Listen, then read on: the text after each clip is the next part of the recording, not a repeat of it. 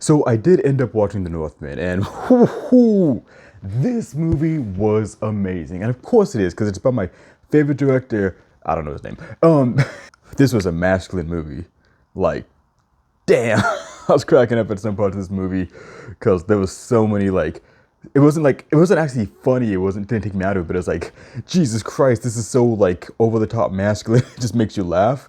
But it's one of the movies that kind of make you look at your scraggy, patchy beard and your SpongeBob hoodie and realize like, oh yeah, maybe the testosterone rate in men is declining over generations. But let's go through it. It's a movie about Viking mythology, I believe. Yeah, Iceland mythology. I don't know. If you want to know more about that stuff, watch Travel Through Stories video on it. He's like an expert on that thing. He's going to college like a nerd for it. So I'll put his video in the description below. And he has a cool channel also. You'll see him in the comment section in a lot of my videos too. Okay, so I saw The Witch in theaters. I saw The Lighthouse in theaters, and those are very literary movies. Like the kind of movies where you want to just go out and buy a book. And after I saw The Lighthouse, I bought The Endurance because I just wanted more nautical stuff. And yeah, just The Lighthouse was such a beautiful movie, and The Witch was scary. I saw it in theaters by myself because my friends suck. But this one, I saw it with my friend Anthony. We went to La Jolla, and after the movie ended, I wanted to ask him what he thought of it before I told him anything, but he just turned to me and said like, that was a good fucking movie. I'm like, I know. What makes this movie good? I want to talk about it in three levels. Those three levels being, it's very historically accurate in a lot of ways. It touches on mythology, but like real world mythology, like spiritualism and mysticism and religion, where people in the forest just beating drums and like howling with their shirts off. But it also does with mythology, the literary kind, like 1001 Arabian Nights. And what I mean by that is, so when you watch this movie, it's very grounded. And I love that because it could easily have been this giant war epic. And I know it's based off one of the Icelandic stories. I looked it up on Wiki, like everybody else did. But like, it could have been so much easier to be like, okay, we're going to have this guy just take out this whole kingdom. Like, I thought that's what it was, but that in the beginning movie, because his brother takes over his father's kingdom and kills his father, and it comes back and it's like, oh yeah, I'm gonna get revenge. Like, it was one of the first scenes that made me laugh, where it's like, kill my uncle, like save my mother, and like just it's like, Jesus Christ, this kid has a vendetta. And then as a man, he's doing the same actions where he raids a village and slaughters all these people, and he sees his fellow cohorts burn down a hut, and you just get this this gut punch, like, shit, I'm not a good person. I am doing the same exact thing. And then he finds out that his uncle lost his territory to the king of Norway, and he's in a small hamlet. And for some people, I can see how they're like, oh man, I wanted him to invade a whole kingdom, whole Viking tribe and everything. But I love that because it kind of goes to that Thomas Pynchon, Hunter x Hunter kind of thing, where life doesn't always go where you expect it to go, and that subversion, even though it's in this small hamlet, this shit out of nowhere place on this island, yeah, the emotional resonance there is just huge because when he sees it there, his mother has other children. His uncle is taking care of what's left of his father's kingdom. But at the same time, you see the horrors of the slave trade because that's how he gets over there. So he rides with the slaves in that village that he pillaged, and the slaves that they captured for that, he goes in there. So yeah, the gravity of the slaves, we have the gravity of like the personal family drama and this kingdom that has been falling. And that just makes it so much more of a personal thing. And it gives it a lot more weight and gravity, because if it was this big giant epic, it just wouldn't have felt as natural. So you have all those elements. Now let's talk about the mythology in the spiritual sense. Well, you know, there's a scene early on where him and his father take drugs, and they see hallucinations. They're acting like dogs. They try to mimic wolves. He farts during it, which is really funny. And then there's also another scene, like I mentioned earlier, where they're in the woods, banging their chest, howling for wolves and stuff like that, ready to take over this village. And there's a scene later where they're picking mushrooms to make everybody in that hamlet go crazy and psychedelic so he can go out and kill people. Now that is a very important part right there. Because, those are the practices that we did do as humans. Those are stuff that you would see in ancient tribes, in modern stuff, stuff you see in the mega church as well, people going out crazy. And it's like, it's not this huge mystical magic power. But where that becomes a lot more special is that it's juxtaposed against real fantasy. And when I said like mythology, I really meant that because I'm not super steeped in it. But from what I read from like 1001 Arabian Nights and stuff like that, it's typically some stuff like this event happens and then this person comes out of nowhere and this, that. Like things just kind of happen without a lot of setup. And I could only guess it's kind of what they mean by modern storytelling versus old traditional storytelling. With modern story, you just can't have somebody pop up. We probably went to more of the modern stuff during the 1900s because I remember the book The Monk. The wandering Jew just pops out of nowhere, and it's like, what the hell? it was just a crazy scene, and that was like 1800s, 1700s. But it's that kind of thing where he's just going along, and then there's a shaman that knows of him already, that pops up and tells him how to get the most metal blade in history, of just like how to be quelled in the blood of humans, and it can only be pulled at night. And I was like, this was the metal soundtrack to this damn movie, and he has to fight a giant ogre thing. Well, not ogre, but a giant like dead person. It was a total Dark Souls scene. That's the mythological element in the literary sense.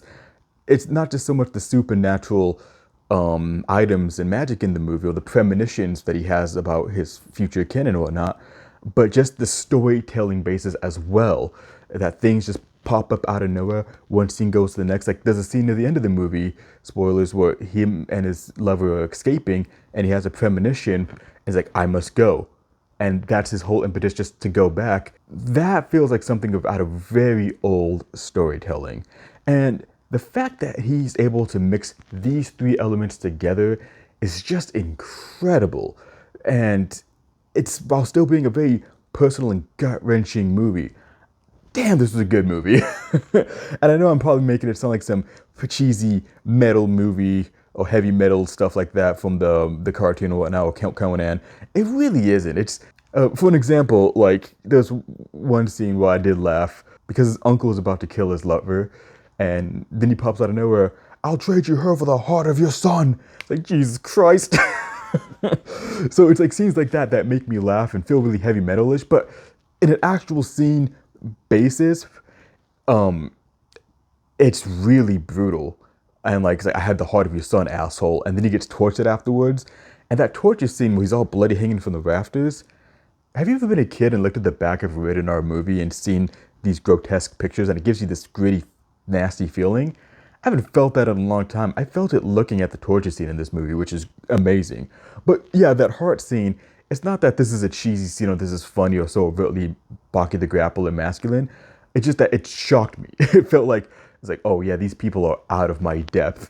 Like, these guys are just pumped on testosterone.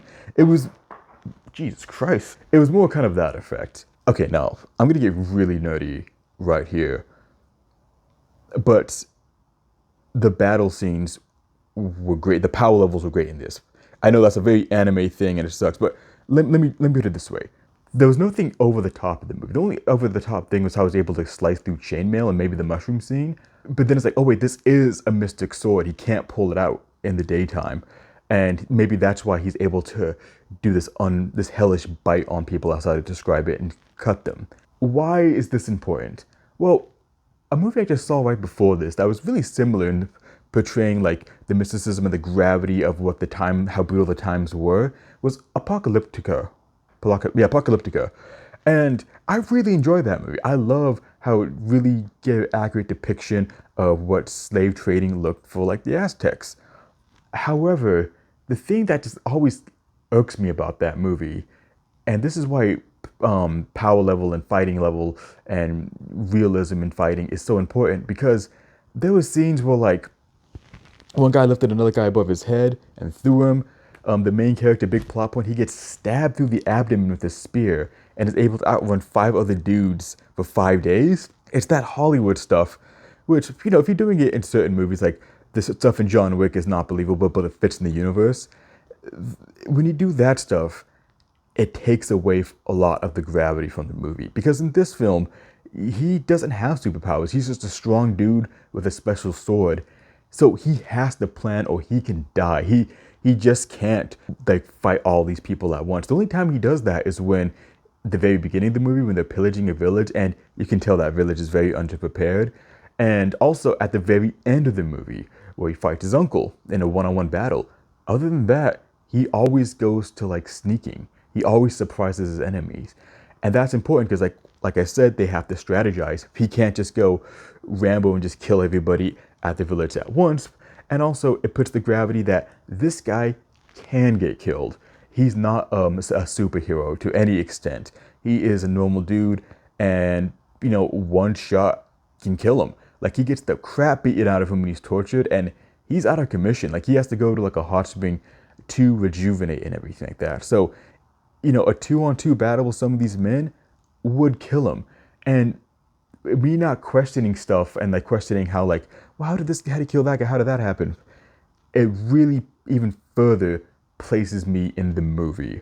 And I feel like that's something that is neglected a lot of the time in different movies like this and everything like that. The fact that he was able to balance all these elements together is really masterful. It's a very great historical fiction. Listen, when there's a good historical fiction novel, I don't think it can be beat sometimes. I'm being hyperbolic, but it's like when I read Umberto Eco and like really good ones like Name of the Rose and stuff like that, I'm just like, oh, this is amazing. Like you just can't get enough of it because two things. You get the really human aspect of what's going on and also it being grounded in history adds that level of realism to it a lot more. And two, you learn about that culture. I didn't give a crap about Viking or Icelandic or I don't know what it's called. Acts travel through stories, what that sort of literature is. But I was looking at all the epics on Wikipedia about them. I'm interested in them now. After I watched The Lighthouse, I was more interested in nautical fiction after that. After I saw The Witch, I almost wanted to read the script just to absorb the language.